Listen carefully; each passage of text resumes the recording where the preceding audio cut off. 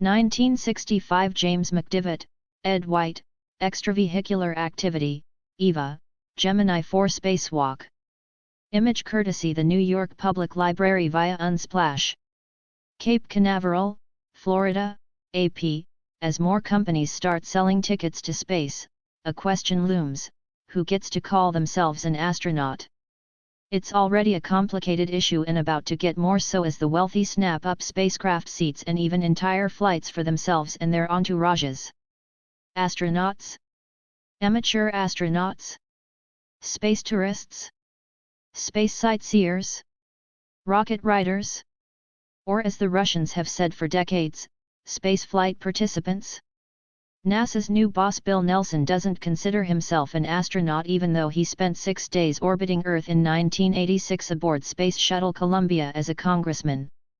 "I reserve that term for my professional colleagues," Nelson recently told the Associated Press.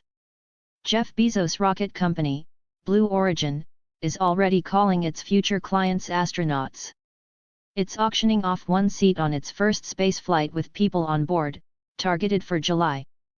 NASA even has a new acronym, PAM, for Private Astronaut Mission.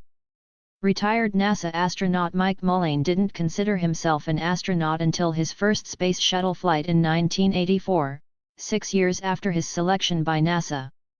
"It doesn't matter if you buy a ride or you're assigned to a ride," said Mullane, whose 2006 autobiography is titled Riding Rockets. "Until you strap into a rocket and reach a certain altitude, you're not an astronaut. It remains a coveted assignment."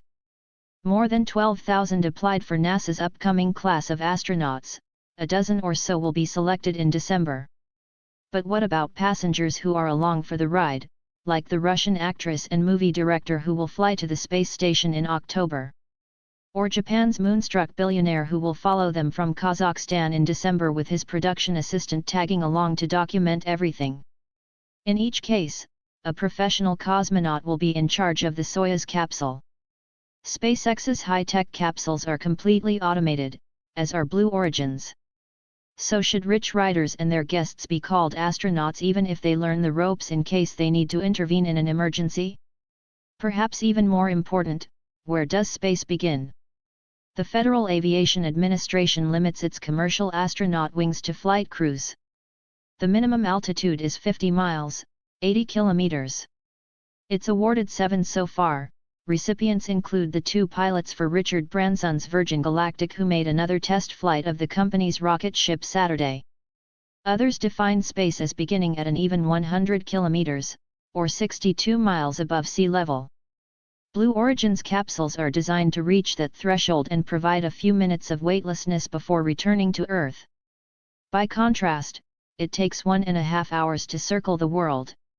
The Association of Space Explorers requires at least 1 orbit of Earth in a spacecraft for membership. The Astronauts Memorial Foundation honors all those who sacrificed their lives for the U.S. space program even if they never reached space, like Challenger schoolteacher Krista McAuliffe and the test pilot killed in a 2014 Virgin Galactic crash. Also on the Space Mirror Memorial at NASA's Kennedy Space Center, X-15 and F-104 Air Force pilots who were part of a military space program that never got off the ground. The astronaut debate has been around since the 1960s, according to Garriott. His late father, Owen Garriott, was among the first so-called scientist astronauts hired by NASA. The test pilots in the office resented sharing the job title.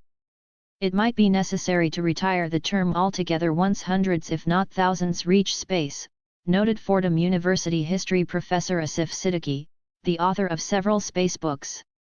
Are we going to call each and every one of them astronauts? Mullane, the 3-time space shuttle flyer, suggests using astronaut first class, second class, third class, depending on what your involvement is, whether you pull out a wallet and write a check. While a military-style pecking order might work, former NASA historian Roger Launius warned, this gets really complicated really quickly.